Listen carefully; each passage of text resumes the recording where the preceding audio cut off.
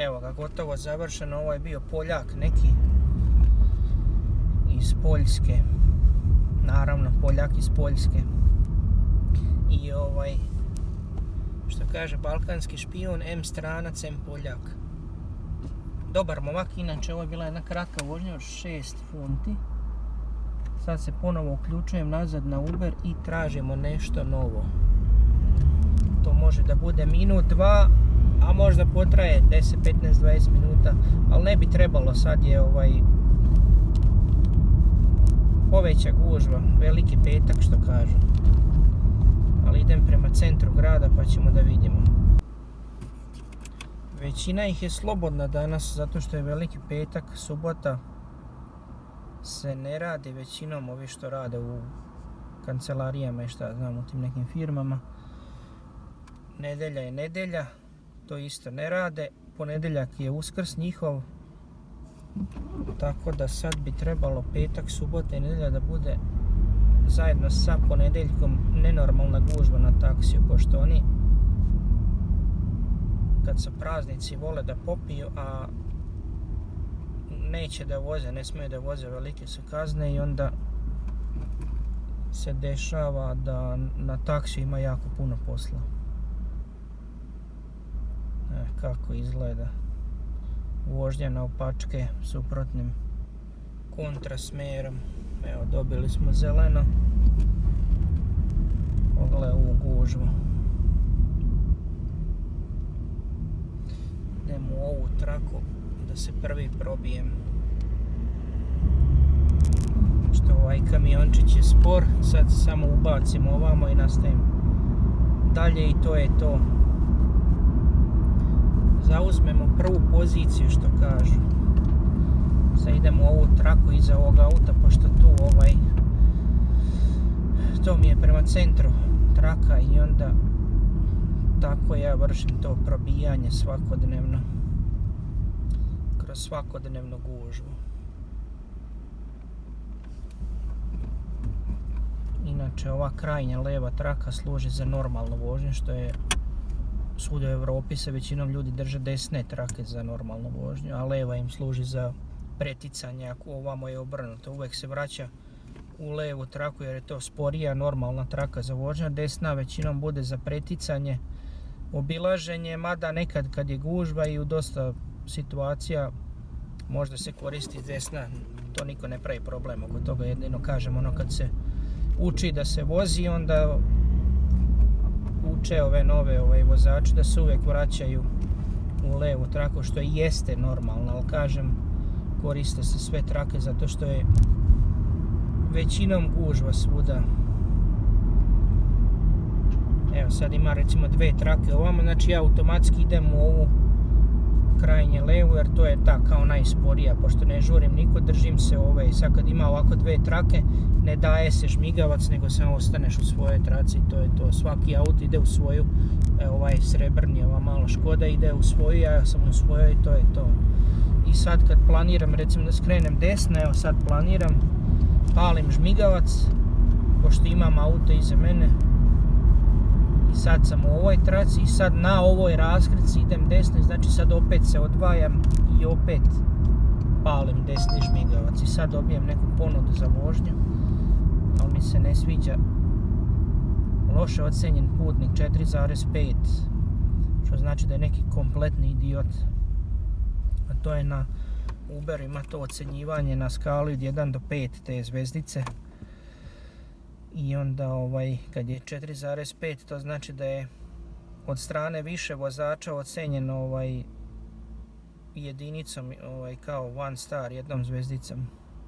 Znači da je pravio neke probleme ranije i to znači, to je neki alarm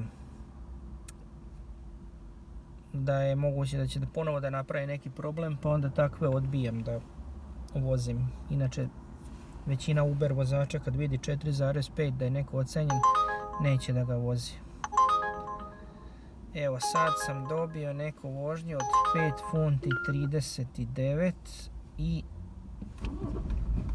to mi je na nekih 500 metara navodno po navigaciji od mene.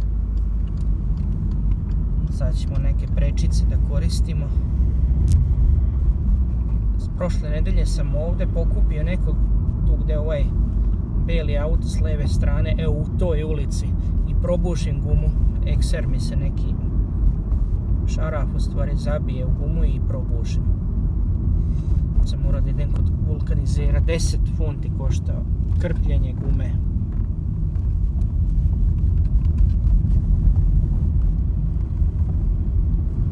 Sad prva neka sporedna ulica ovamo što nailazi, moram tu da se probijem. I onda mislim da je na kraju desno. Pick up point što kažu.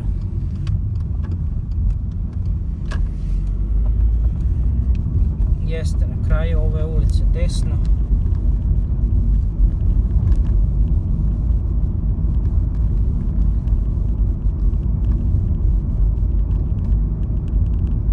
Još malo pa sam stigao. Ovo je neka industrijska zona, ovo je moguće da neko ko završava posao da ide kući, ali nisam siguran, sad ćemo da vidimo. Pitanje je žena. Jeste, vidim da zatvara kapiju, to je neka garaža, neka radionica, nešto, nemam pojma. Ova tu što zatvara, što se vidi, nju treba da pokupim. To je to. Gotovo, završeno je ovo. Ovaj putnik je bio, to jest ova žena što je bila ženska devojka, šta je već, iz Amerike došla da živi u Engleskoj i sad radi u tom, to je kao neki klub, pub, nemam pojma, napravljen unutar mosta. I onda to rade samo petkom i subotom i prave neke privatne žurke, tu dolaze studenti i ovi mlađi većinom. I to onda rade čitavu noć. Ali samo vikendom, za vikend radi. Kaže, sviđa je se u Engleskoj, a inače iz Kalifornije. Sad zamisli ti dođeš iz Kalifornije, dođeš da živiš u Engleskoj. Mislim, nema mi neke logike, ali svako radi šta želi. Nemam pojma šta da kažem. Trenutno sam uključen, čekam nešto novo da se pojavi. Evo nas ponovo, vozimo se. Sad bi trebao na ovaj rasled, skrenem desno. Evo je nova vožnja, 5 funti. I ta vožnja se nalazi ravno ispred mene, znači promenim traku, pošto najvjerojatnije kupim sa leve strane. Da vidimo.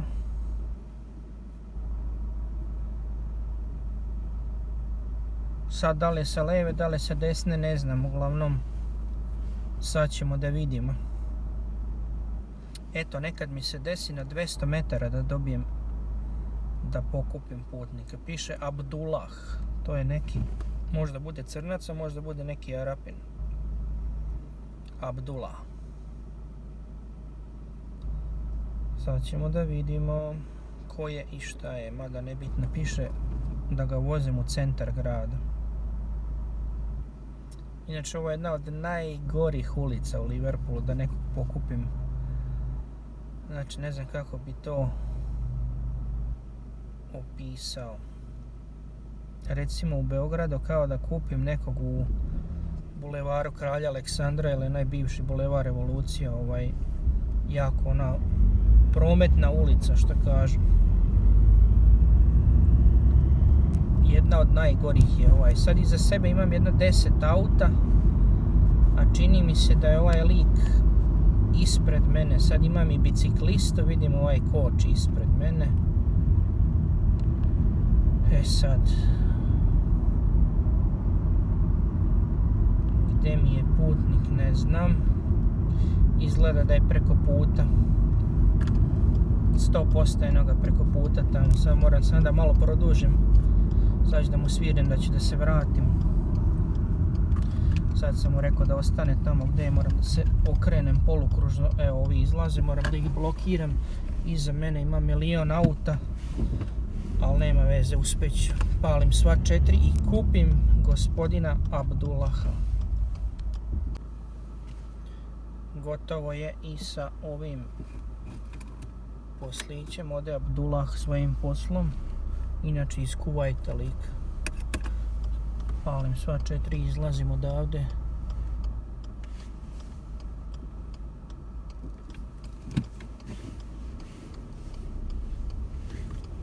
Tako izgleda život Uber vozača u Engleskoj.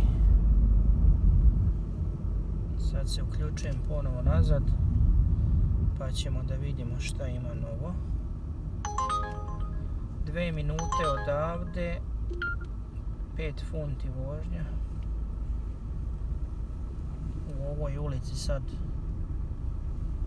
čim skrenem iza ovih autobusa, a po ovoj navigaciji, po lokaciji vidim da je putnik na levoj strani, znači ovdje ispred crvenog autobusa, najvjerojatnije će da ga pokupim. Sad ćemo da vidimo.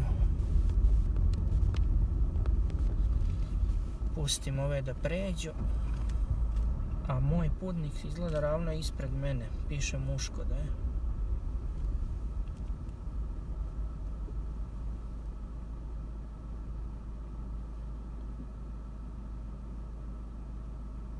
Nema ga još. Izgleda su ovi na ćošku ovamo. Ovi troje.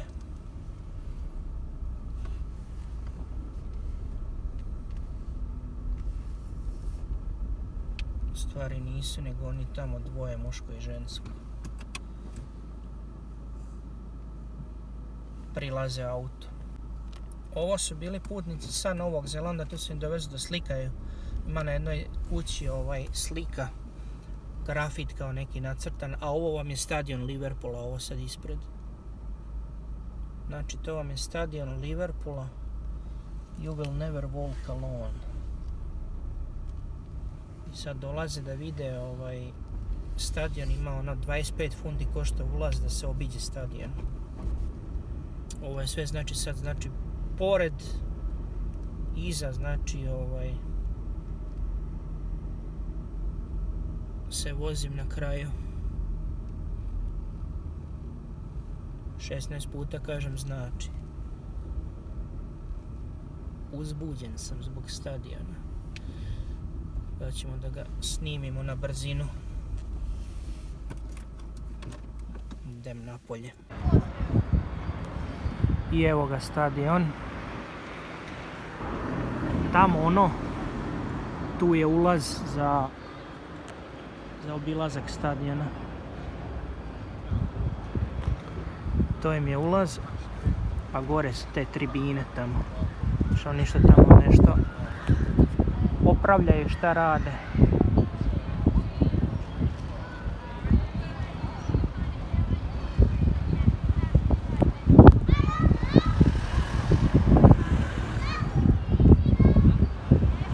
I sad ovi svi ljudi što dolaze, tamo je ulazak. Tamo je za obilazak stadiona. Evo kako izgleda danas. Veliki petak. Pred katolički Uskrs. Ovo je pozadi. Ima neki park, nešto napravljeno.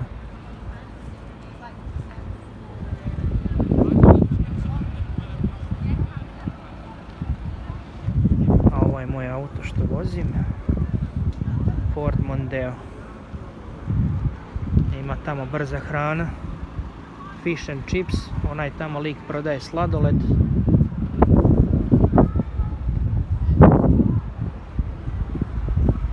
A onaj mi je muzej tamo. Ona mala zgrada.